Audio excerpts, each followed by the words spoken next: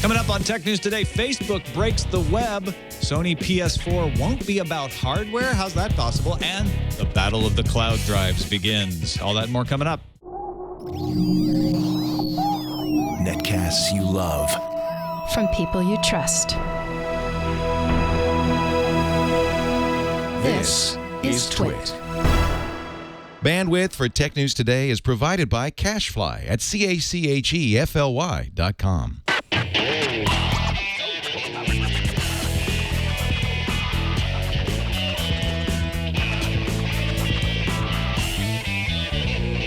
This is Tech News Today for Friday, February 8th, 2013. Tech News Today is brought to you by Squarespace, the fast and easy way to create a high-quality website, blog, or online portfolio. For a free trial and 10% off your first purchase on new accounts, go to squarespace.com and use offer code TNT2. And they recently launched a developer platform for complete code control. And by the Resumator. Streamline hiring and increase traffic to job postings with the Resumator, the hiring solution used by today's fastest growing companies. For a free trial, go to theresumator.com/TNT. Welcome to Tech News Today. I'm Tom Merritt. I'm Sarah Lane. I'm Ayaz Akhtar. And I'm Darren Kitchen. And I'm Jason Howell. And this is the show we keep you up to date on the most important stories in the tech world, starting each time with the top 10 stories of the day in the news feeds. Microsoft updated SkyDrive today to include document editing for non-Microsoft account holders. Microsoft's Omar Shaheen posted the details on the Inside SkyDrive blog and noted that the service now stores more than 1 billion Office documents. A glitch with the company's Facebook Connect program, the company being Facebook, blocked access to many websites last night, but only for about half an hour. There was an easy fix. You can sign out of Facebook and then sign back in, but that's not really a good fix. Speaking to the Next Web, Facebook blamed a bug that briefly directed people signed into Facebook to facebook.com. The company says the issue was quickly resolved and login with Facebook is now working as usual. So everybody just relax. Amazon just received a patent that covers a method to sell used ebooks, music, apps, and other digital objects. The method would work by cutting off the seller's access to the original content once a buyer paid. This would allow for a transfer of files similar to the way lending Kindle books currently works. HP issued some new rules to its Chinese suppliers employing students and temporary agent workers. The HP is now requiring that all work be on a voluntary basis and that all students and temporary workers must be free to leave at any time as long as they give reasonable notice. Now, previously, student work and temps were ordered by administrators to these positions. Student work is common in China as kind of a way to deal with the increased demand in factory labor. Engadget notes Japan's Nikkei has a source at Sony claiming the next PlayStation will not emphasize upgraded hardware. Does that mean we won't get an 8-core AMD 64 CPU? Who knows? But Sony apparently will focus on promoting the next PlayStation as a home entertainment device, as being the nerve center with the ability to connect and share with mobile devices. The Telegraph reports Asahi Shimbun is quoting the next PlayStation will sell for more than 40,000 yen. That's about $433. The Justice Department has reached a settlement with Macmillan, the last of 5 big publishers to come to an agreement after being accused of conspiring with Apple to raise prices on ebooks. The settlement should lead to lower prices for Macmillan's ebooks. That's according to an official. But Apple is holding out. Litigation with Apple continues, and a trial is scheduled to begin in June. Ed Bott wrote a piece on ZDNet examining the Surface Pro's storage. Contrary to previous reports, the 128 gigabyte Surface Pro gives the user about 89.7 gigabytes of free space. Bott then compared that to the MacBook Air with its 128 gigabyte drive, which gives the users 92.2 gigabytes of space. Bott contends that this kerfuffle over the Surface Pro's storage is unfounded. If you want specifics, check out Bott's piece. We'll have a link in the show notes. Plenty of math in there. On Thursday, Intel confirmed the findings of Kristen Kielhofner, who discovered the, quote, packet of death that was knocking out Intel's 82574L network controllers that handle Ethernet. Intel assigned blame to the firmware shipped with motherboards made by Lex Computech. It seems Lex had the wrong version of the EEPROM software for the controller. Kielhofner said it took 150 hours of work to track down the bug. Yow. 4chan creator Chris Poole, a.k.a. Moot, has launched DrawQuest, an iPad app that encourages daily creativity. DrawQuest offers daily drawing challenges called quests. Poole says it's not a game. He said, quote, everything about DrawQuest, from our simple drawing tool to the ability to star and playback drawings, was designed to foster a community of budding creators. AOL's earnings report is in, and the company managed a 4% gain in sales last quarter, which is the first sign of revenue growth in the past 8 years. Congrats, AOL. The company also took in revenue of $599 million, rising from $576 million in the year-ago quarter, and beating analyst estimates. AOL says its global advertising is working and grew 13% from a year ago. It's not all good news, though. Subscription rates dropped by 10%, while the average monthly churn rate was 1.8%. Yeah, I don't know. AOL, man, they're back. They're monstrous. Let's take a break and thank our sponsor for today's show, Squarespace, the fast and easy way to create a high-quality website, blog, or online portfolio. We tell you all the time about Squarespace's ability to have mobile responsive designs so that if you're making a website, you focus on the content and the design will adapt to whatever device somebody's looking at. They got an iPhone, they got a tablet, they got a desktop. You're going to get an adaptive experience. It's also fast and easy to use. Customized templates, 100% drag and drop functionality for all your customization tools. And the social media integration, I don't think we say enough about that. Automatically import, sync, and publish to and from social media with just a few clicks, dynamically refreshing your site content and raising awareness in your social circles. For example, automatically you can pull photos from Instagram into your site. You can instantly sync pages and galleries to Facebook, auto-publish new blog entries on Twitter. Get it all working together. Keep it connected. Add those like buttons like Google Plus and Instagram, and it's exceptionally well designed. You don't have to take our word for it. Go take a look. Look at the gallery of designs you can use. You can even import your current blog just to see what it'll look like, and it's absolutely free. You don't have to give them a credit card or nothing just to try it out. So why not? Why not go give it a shot? Squarespace.com. Sign up for a free account. If you do decide to purchase it, use the offer code TNT2, and you'll get 10% off your first purchase on new accounts. That's squarespace.com. Use that offer code TNT2. Everything you need to create an exceptional website. And we thank Squarespace for their support of Tech News Today. Of course, it's Friday, and joining us is Darren Kitchen from Hack 5. You're in Geneva at the ITU conference.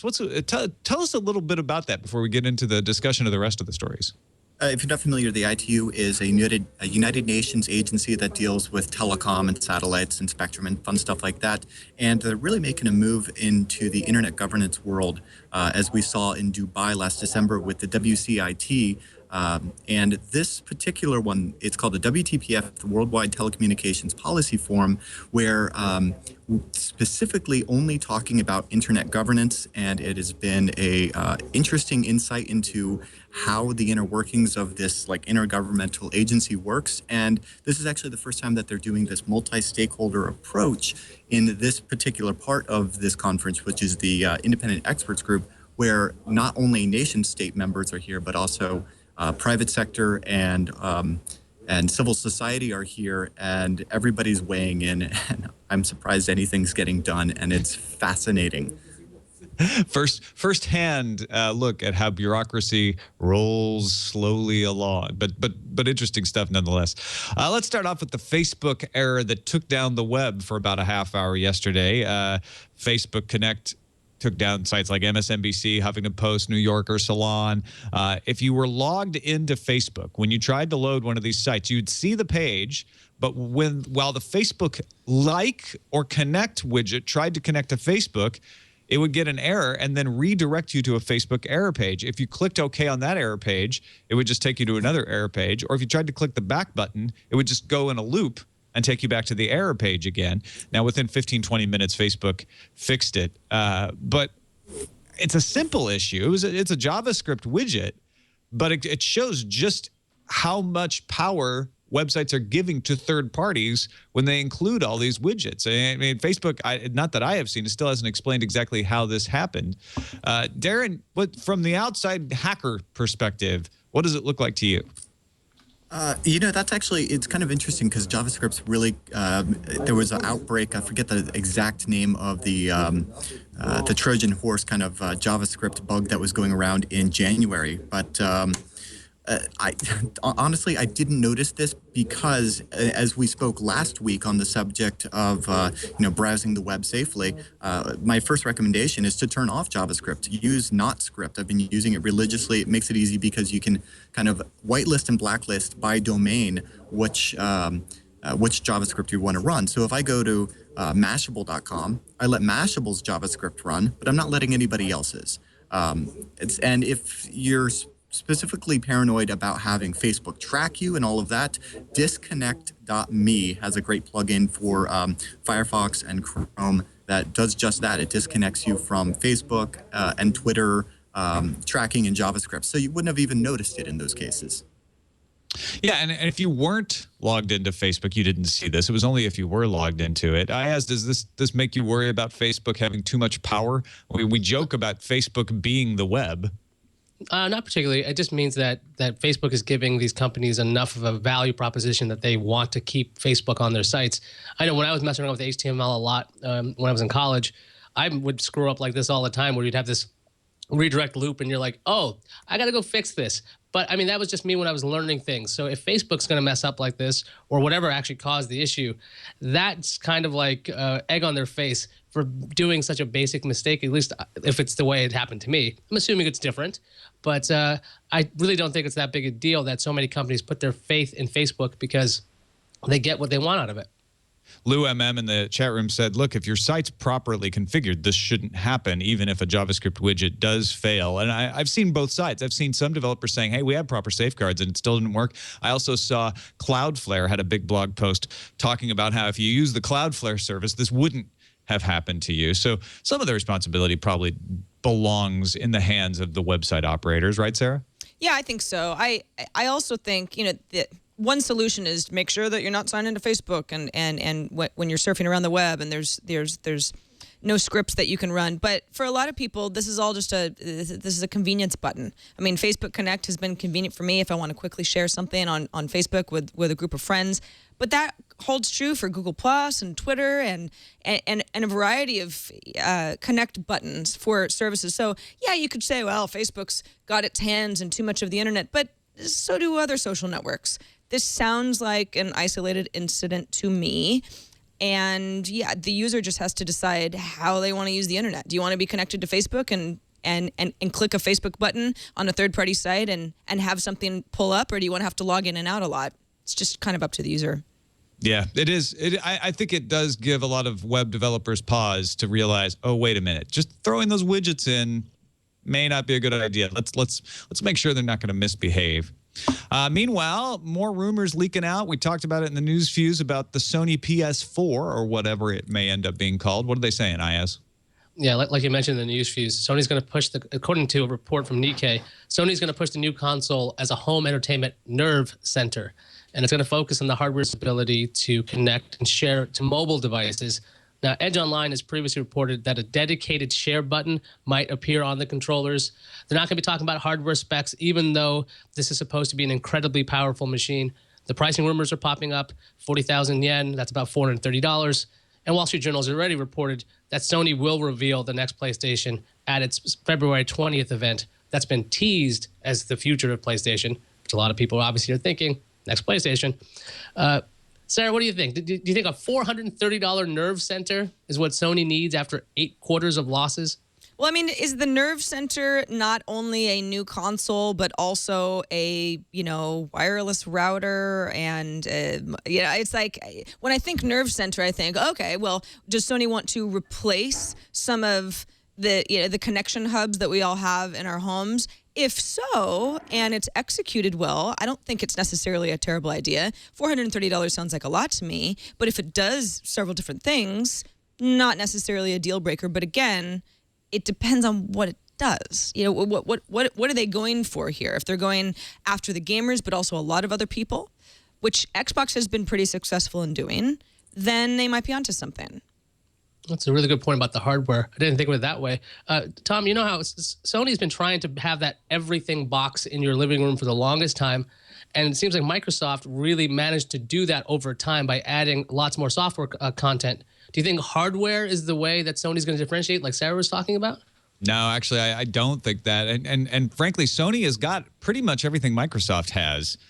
People forget that. Microsoft's just done a better job of marketing itself. Neither one of them are really the everything box. So this next generation is going to be telling for that. You can see the way forward from the Wii U. The Wii U is probably its fault is that it's trying to do too much. It's trying to be a simple, fun family game, but also be your hub for the television. And I'm a little disappointed with the way TV works. I expect Microsoft and Sony are going to come full throttle at us saying, this is a great gaming device, but it's also an amazing entertainment device. And you can get all your TV, all your music, everything you want to do in your entertainment center will be done through our box. So I'm interested to see what they do.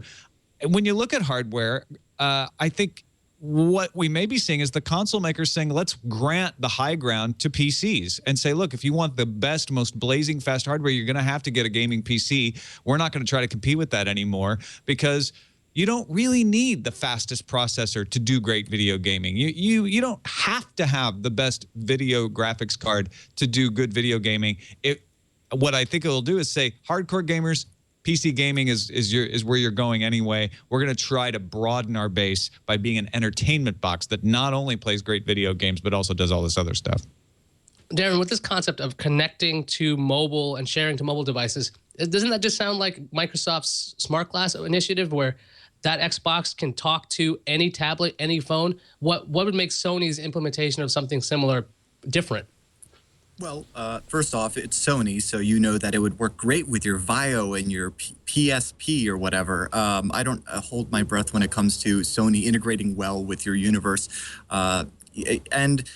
This really saddens me to hear that, Sony may be following the footsteps of Nintendo with the Wii U in the do-everything media center kind of box, because it's since November of 2006 since the PS3 came out. So we've been waiting 6 years for an evolution in consoles. And while Tom brings up a good point that, the Microsofts and Sonys and Nintendos of the world may be saying, look, if you want the craziest graphics card, you're going to have to get a PC. But I think in the long run, that actually hurts the PC the most, because all of these games are developed first and foremost for that largest market share, the PS3s and the 360s, and then co-developed with the PC in mind. And I think that ultimately the consoles have been kind of holding back what could be so much great gaming on the PC. And if this could be a great opportunity for Microsoft with the 720 or whatever it may be to say, like, no, look, we've got the next generation. Yeah, I'm thinking Sony has traditionally worked very well together with its own products. If you had a tablet, I think one of the tablets is now used as a remote control for its 4K TV. I think there is a chance that Sony's going to open this up a little bit more to have maybe PlayStation certified mobile devices that work better with the PlayStation 4.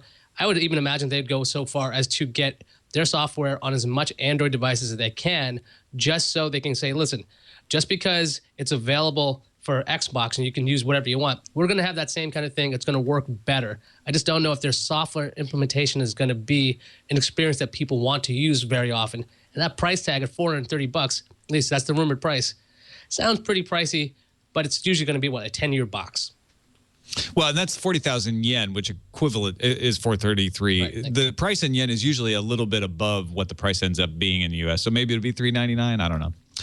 Let's move on to LinkedIn and their earnings report yesterday. Looks like they're doing well and maybe headed in a new direction. Yeah, their Q4 revenue was $303.6 million, earnings per share of 35 cents. Analysts had expected revenue of just $280 million. So it's safe to say that LinkedIn pretty much crushed it. In a call with investors and analysts, the CEO, Jeff Weiner, said one of the things that we're increasingly focused on in 2013 is going to be the opportunity to support content marketing. Now, when I hear the term content marketing, I'm like, ugh, I don't know what it is, but it sounds really boring. But LinkedIn is already experimenting with this and has achieved quite a bit of success. For example, LinkedIn Today, that's part of LinkedIn that kind of aggregates top news items and features things. It's a bit like how you could think of a Facebook news feed, but obviously much more focused on business and your context on LinkedIn. LinkedIn Influencers is a service that they rolled out earlier this year that basically has content from experts, business experts. Richard Branson was one of their high-profile experts that give exclusive content to LinkedIn. So you're not going to see this on Richard Branson's blog. Maybe he's got tips for, how to start your own airline, that sort of thing. And Weiner says that the service has made 200 of these professional business celebrities, like Branson and others, these influencers, and that they're crucial to LinkedIn, hitting the page views in Q4 9.8 billion, which doesn't even factor in mobile page views, although LinkedIn says that their mobile engagement is very high. So the numbers look great. LinkedIn also says they want to keep you engaged with business content that you won't find elsewhere, which I think is pretty smart. From businesses and professionals, if I'm spending more time reading business-related content on LinkedIn that I know I can't find anywhere else, then LinkedIn can get clients who pay to list more jobs and spend more on ads. In that vein, LinkedIn says it's going to start raising prices for the software tools for HR professionals, for job listings, for LinkedIn recruitment tools. Those are all services that people already pay for, but they think that they can up those prices. And then they have a new money-making idea, a new ad unit called sponsored content. We're familiar with this idea. With sponsored content, companies can pay to promote best practice documents, white papers to a group of the brand's followers. And then the ad unit, which is in early testing right now, is like a twist on something like Facebook's sponsored stories, which Facebook has had some success with as well. I think to me, this looks like LinkedIn says, we've experimented with quite a few social networking tools and the ability for users to engage with each other.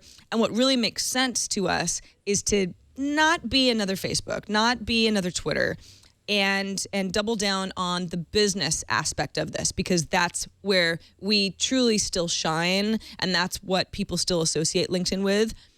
I think it's pretty smart. I was at a dinner party the other night, and I met some new people, and I quickly went to LinkedIn the next day to kind of like see what their work history was, because I was interested in a professional sense, what they were all about. That's still where I go for LinkedIn. Do you think that this is a good foot forward? I think it's a smart move by LinkedIn because, we've seen things like, I think it was Reed Hastings that posted something about Netflix on Facebook, and that got him in trouble with the SEC. So if in theory that your business releases are going out through LinkedIn, because that's what that's about. You're not going to LinkedIn to see vacation pictures of a CEO. I'm sure Richard Branson's got tons of fun ones. We've probably seen them online already. But when you want to go to LinkedIn, you're not looking for that. You're looking for actual business information. You want to get a fuller picture of just how to succeed in business. And if that's what LinkedIn's going to be doing, instead of going into this direct competition with Facebook, which Facebook does everything, and MySpace is trying to be somewhat about music again, why not just focus on business? Nothing wrong with being serious. It works for Lenovo and ThinkPads. It's worked for BlackBerry for years, or it did. So having a focus, that's about having solid content you won't find anywhere else. I think it's a smart move. Tom, do you think? I don't understand LinkedIn at all. I don't get it. I get all these emails saying you've been endorsed. I don't know what they mean. It seems like anybody can just press a button. But they're you obviously have your right. email notifications turned on, which is the number one rule not to do with LinkedIn. Yeah, right. Well, good point. It is going to a separate email account, a little junk email account. But I use LinkedIn less and less. So I guess I'm the wrong person to ask about this, because I just don't use it for all of the things that seem to be working for it. Well, okay, yeah, and that's true for some people. Do you think if you were to read an article or two by one of these influencers on LinkedIn and be like, this is really great content, I got something out of this, then you might end up using LinkedIn for things other than looking up somebody's resume or reading an endorsement? I guess there's some brand association, brand identity there that might happen. Yeah. But yeah, no, it's not blowing me away. But like I said, I'm obviously outside the target market. Sure. For this. Let's take a quick break and thank our sponsor.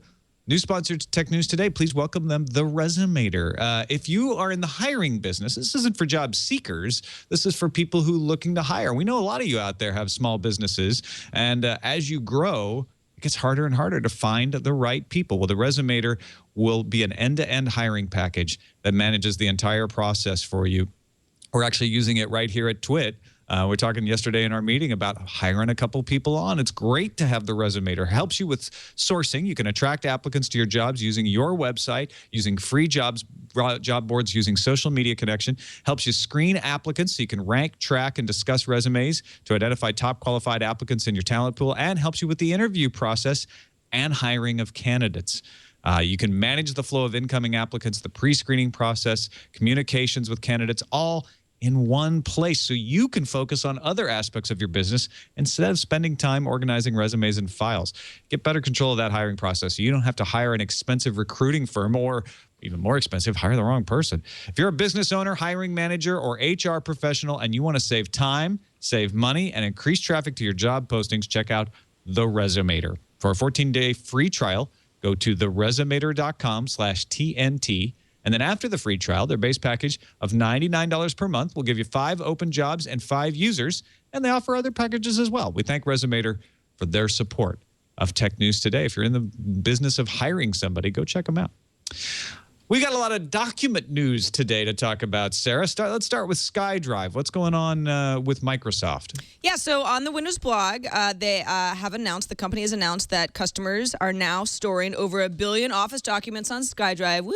So that's a neat milestone. That sounds pretty good. But also, more importantly, is a new feature in Office web apps. It is live now. What you can do as a user is share a document with another user who doesn't have a Microsoft account. And then they can edit the doc and they can save the doc anonymously. Previously, all parties who were going to edit any document through the cloud would have to be logged in. Microsoft says, we've decided to make this inclusion after we received feedback from users. Many of those users were students, and they were kind of frustrated because not everybody is always using the same service, and it's not really up to a student, for example, to sing the praises of Microsoft's suite of products. Used to be that you had to sign up for an account to edit. Don't have to do that anymore. So it makes things way more convenient. As a doc creator, if for some reason I feel like, I don't want just anybody who has this link to be able to get into my document, you can still set some parameters. You can invite people via email. You can also force them to sign in via the require user sign in checkbox. So I, as a creator, have some control over who has access to my documents. But I gotta say, I think that this is really smart. This is probably something that Microsoft did reluctantly, because of course they'd love everybody to be signed into their Microsoft accounts at all times. But that just creates a barrier to entry that some people don't want to deal with.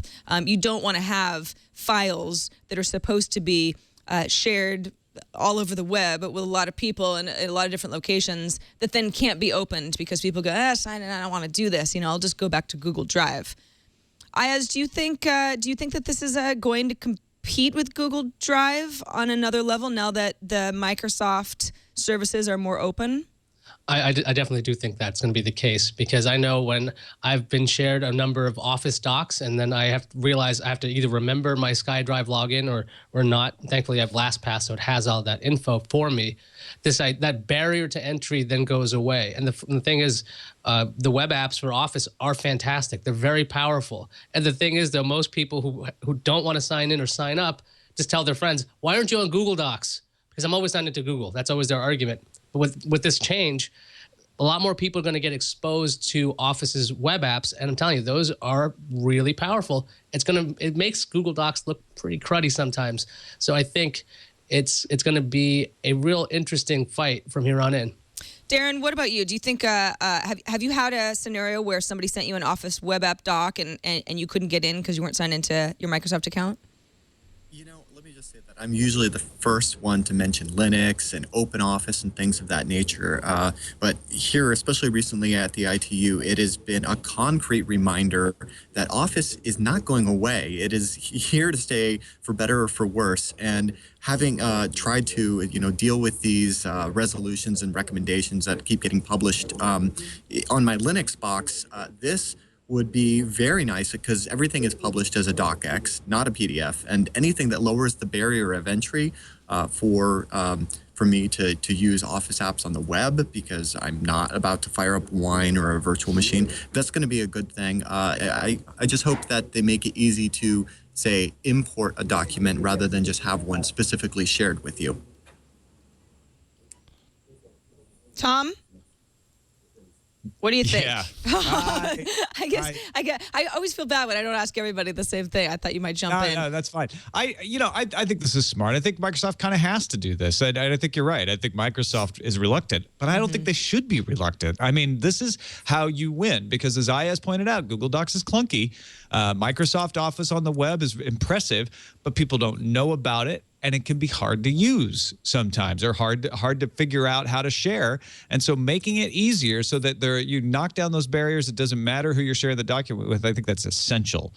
So good job to Microsoft. Yeah, compatibility, all about compatibility. Now, meanwhile, Google not staying quiet. Google Drive is now giving you more options when you create a new Google Doc. What's going on there, Ayaz? Yeah, Google updated Google Drive. Now, when you hit the Create button, there's an option on the bottom that says Connect More Apps. When you click that option, it shows you a catalog of apps you can connect to Drive. Now, the presentation is really similar to the Chrome Store. Now, these apps were already available in the Chrome Store, but this looks to be an easier discovery with apps that integrate into Drive, not just Chrome. That's the thing. If you went to the Chrome Store, you can get things for your browser, but this integrates specifically with Drive. By default, you'll have things like Docs in Google Drive installed, and there's a lot of apps out there. HelloFax, WeVideo, which is a video editor, Zoho Writer, OpenOffice Document Reader, and a bunch of music players. So you could upload your content to Google Drive and then use these applications by default to play back your music or to send faxes, this kind of thing. Tom, do you think that this is going to get people to see or use Google Drive more like a cloud storage instead of a rebranded Google Docs? I don't know. I can't say it's a bad thing to give people more options, although I did look at this today and I was like, now my Create menu is all cluttered. It's got all these weird looking logos in there and there's too many options. I almost wish they hadn't done this.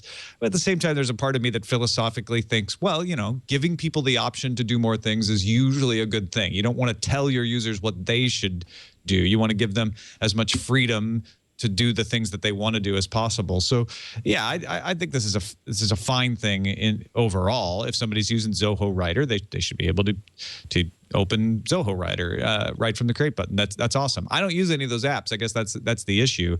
And maybe it would be cool to allow customization of that menu. So if there's things in there you're like, yeah, I'm never going to use that, you could just kind of hide them or put them in a more area or something like that. I think Darren, this are is you a curmudgeon like Tom that you don't want change in your Create button?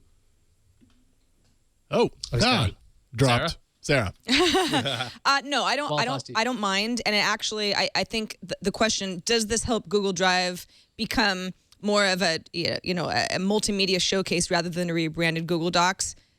Totally. I've struggled with calling it Google Drive just because so much of what I do is still a document-based workflow. We've got spreadsheets that we use for our show. I've got a variety of note-taking documents in there. So for me, I think that this helps me just, psychologically, I can branch out and consider Google Drive for a lot more than what I've considered it for the last several years. And that's really important. Whether or not you use these apps, you know that you can go and tinker around and see what's in there. What can I use through Google Drive? And I think that's really good. Yeah, like I said before, you could have these from the Chrome Web Store, but the fact that it's built into that Create option, and then you see these specific apps for Drive, I was like, oh yeah, I'd read all these stories about music players that integrate with Google Drive, but I'd forgotten about them because it just kind of goes away after a while. But I was like, oh yeah, I'll upload my music to this, even though I've done that with Google Music. If I wanted to, I could share it from here. I could have players. If I wanted to do video editing, I wouldn't even think about uploading it to Google Drive first, then editing. It seems like it's almost like Google's working on being that cloud storage locker, because maybe they're taking Chrome OS a little bit more seriously as well, because having this integration and allowing you to access all these applications in an easy way, I think they're actually building out Google Drive to not just look like Google Docs anymore, because that's what I thought too, Sarah. It's just like, oh, it's Google Docs. No, wait, there's actually other things I can do with it now. Sure. Yeah, I got a little of a facelift, and that was just the first step in rebranding the whole experience. Right. All right, let's finish up with that Amazon patent that Ayaz mentioned in the news fuse. January 29th, Amazon received the patent Secondary Market for Digital Objects. And it was written up in Wired today by Marcus Wilson, so that's why it's getting a lot of attention now. It gives Amazon total control over resales, at least if they were to put this patent into place. Now, people are speculating whether Amazon is patenting this so that they could roll out a used ebook market or used e-music sales. Some people say it's so that they could stop anyone else from doing this. They don't want people to do this. There's companies like Redigi who already try to do used digital sales, and they're in court over that. Capital is suing them, saying it's a clearinghouse for copyright infringement. But I have maintained forever that digital is different than mechanical. And the problem with copyright law is that it treats digital copies as if they're physical. Now, I guess one of the benefits of treating them as they're physical is that we could have used sales, but I think that's just as ridiculous. Darren, do you agree? You know, here's the thing. No matter what, this needs to be hashed out now, because think about in 100 years from now where, you know, books are kind of like records right now. They're never going to go away. Books are awesome, don't get me wrong. But it's one of those things where if it's not figured out, especially in the early days where it's easier to figure out, then it will just become one of those things where it's like the market demand is here. And when there's enough demand for it, any kind of restrictions will just be, you know, overcome. So it's going to happen one way or another. And I think it's smart of Amazon to begin because it's good for their business. You could almost argue that this encourages piracy, because if I can sell a used ebook, then it's a more motivation for me to strip the DRM off of it and resell it, thus, you know, getting a free ebook and maybe making some money out of the process, or at least a discounted ebook. Am I full of it? I don't know if you're full of it or not. I just think this move is more about Amazon trying to make content companies happy. The idea that the digital files are infinitely copyable. The idea that you would sell a used version of a video, like could you sell it at a discount? Why would you buy a new one then? It makes no sense really. But the idea is these content producers will be like, hey, okay, wait a second. We'll give this movie early. You'll have access to it and you can resell it. But we got to make sure that first copy is broken again. I just think this is a move for Amazon to get those partners on board. But this is a patent that they haven't implemented. They're only using something similar for Kindle lending, which is pretty popular at this point. So I'm kind of curious how this will be used, if at all, because digital sales, it doesn't make any sense because it's not physical goods. There's no wear and tear. It's a bit. Yeah, you have to fake it all up. Yeah, Redigi does this thing where they're like, we bit by bit remove the copy. No, it's a copy. They're all copies. Digital isn't things. That's actually the problem with bandwidth caps. It's the same thing. Digital is flowing. It's constant. It's infinite. Sarah, why am I getting so upset about this? Well, because this is a hot button issue for you, Tom. You just get upset about this, and but that's the thing is that these are rules that are being created based on physical goods, and it just simply isn't the case. So when you break it down that way, you say, how can they get away with this? It doesn't make any sense. But this is a company increasingly with a business run on digital copies of things. So they are receiving patents to keep as much control as possible over the future of their business. I think it sounds silly, but it doesn't surprise me. Yeah, I'm thinking. Go ahead, Darren. Sorry, Tom. I was just going to say, I'm thinking 50 years in the future where I have issue number 3001 of Spider-Man.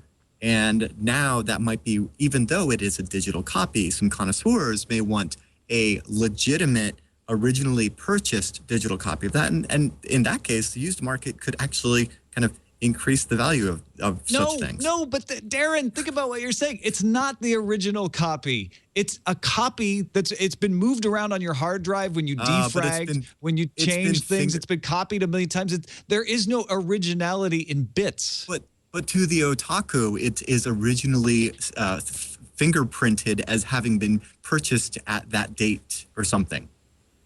I don't know. I know what you're saying. There's that whole argument of historicity and things. But I think with digital, that's just bunk because it's not. It's been destroyed. It's constantly recreated and destroyed. That's just not how digital works. But sure. But what if there's a world where, you know, we don't have the luxury of printing nearly as much paper as we do now? And in that case, how do you prove that those are the original bits? You hash it. You get some math. Math will take care of it. Math will fix everything. All right. Let's go to at least my happier place, the randomizer. Lots of Google Hangouts happening on Earth all the time, and they're fun and everything. But what about a Google Hangout with the International Space Station? NASA announced that U.S. astronauts Kevin Ford and Tom Marshburn and Chris Hadfield of the Canadian Space Agency will field questions on February 22nd at 11 a.m. Eastern Time during a Google Hangout. So you can hang out with space people. I think that sounds pretty cool. Yeah. What would be the first question that you ask them? How do you go to the bathroom? That would be the first question that you ask them. That's actually what I want to know, too. It's actually the first thing that came to mind. They'll send you a link to let me Google that for you. They're like, forget you, we're not doing that. Yeah. But the thing is, this reminds me of a story that happened this week.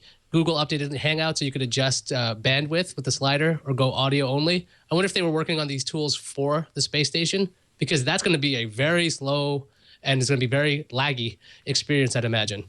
You say that. Well, why would it be? They can communicate almost directly with the International Space Station right now by other ways. Be interesting to see how good of an internet connection they have, actually. Let's move on to the calendar. Okay, today is Cyberspace Independence Day, everyone. Happy CID. I made that up. In 1996, I didn't make up the day, I just made up the acronym. In 1996, John Perry Barlow posted the Declaration of the Independence of Cyberspace. And now we celebrate. The Nexus 7 Wi-Fi plus 3G model is going on sale in Japan tomorrow. That's February 9th. Also tomorrow, the Surface Pro sales begin in the U.S. and Canada.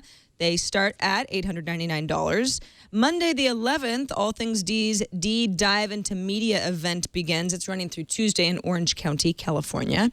And SimCity is hosting another closed beta on February 16th. Woohoo. Yeah. I'm going to try to get into that one again. Didn't get into the last one. I'm going to get into this one. Let's see what's incoming. Incoming message. We've got an email from Andrew. He says, good morning. On the show yesterday, you mentioned paying for content by screen size or by resolution. I'd like to make the point that we already do that. iTunes, Amazon Instant, and Vudu, among others, all sell and rent content in both SD and HD formats. The HD format is always at least $1 more than the SD videos.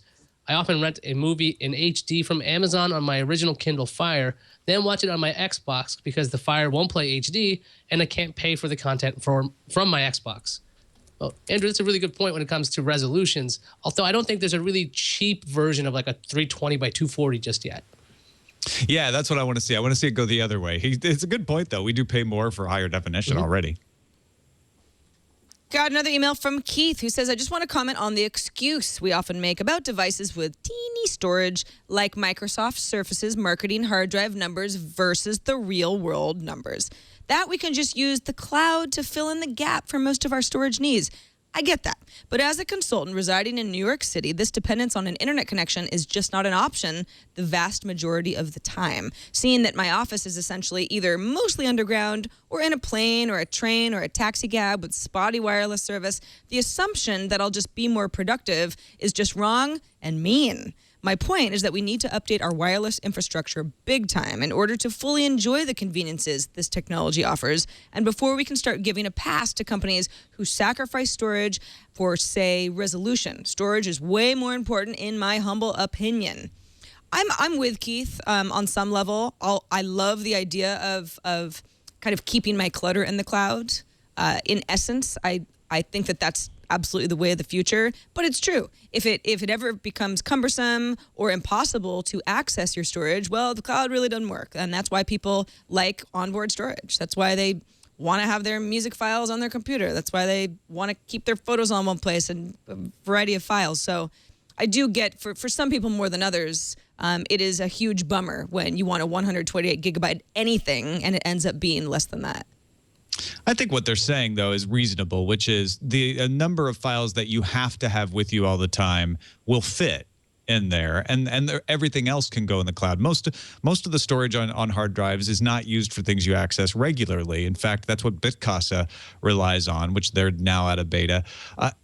Whenever I hear these objections to the cloud, I always feel like, okay, for some people, the cloud isn't as convenient as it is for other. But 5 years ago, it was not convenient for more people, and it's getting less and less and less. And of course, it's frustrating if you're that one person like Keith who's like, we need more wireless coverage. And at least he comes to the right conclusion, which is like the problem isn't with the cloud storage. The problem is in ubiquity of the internet. But taking the long-term view, for most people, internet ubiquity is getting greater and greater, and it will continue, and that will make this stuff easier. I mean, electricity used to be hard, right? I even remember in the 70s, like my grandparents saying like, well, you don't want to rely on electricity for things. What if the power goes out? Would we not use tablets at all because we might not be able to recharge them? No, electricity is fairly ubiquitous now. See, I'm kind of curious if this kind of thing, if things are moving to the cloud, even if you get the infrastructure in order, this should get people aware more of bandwidth caps. I know when I was streaming a whole bunch of music on my iPad, before I knew it, I went through 2 gigabytes of data on a long drive.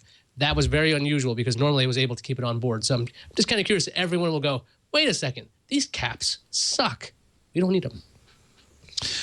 All right, that's it for this episode of Tech News Today. Darren, any more news out of the ITU? And tell us what's happening at Hack 5 this week. Hack 5 this week is covering some of this stuff as well as two-factor authentication. And otherwise, the big news, I guess, is that if you're in the Dublin, Ireland area, February 11th, Monday, is the day of my 30th birthday. So we're having a meetup. And then there's meetups in Berlin, Birmingham, London, and other cities. You can find all of that at hackacrosseurope.com. And I am just about to post a video there from a backstage view of CERN and the Large Hadron Collider.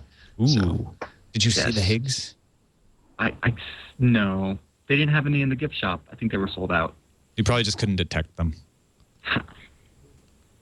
All right, that's it. You can find us on our subreddit, technewstoday.reddit.com, a place to submit story ideas and vote on the story ideas of other folks in the audience. It's a great resource for us when putting together our shows every day. Also, if you liked any moment during this week or at any point, you're like, that is one of the best things I've seen on TNT, that should go in our best of episode, let us know about it. twit.tv/bestof. That's twit.tv/BESTOF. Actually, for any show on the network, you can do that. Helps us put together those best of episodes at the end of the year.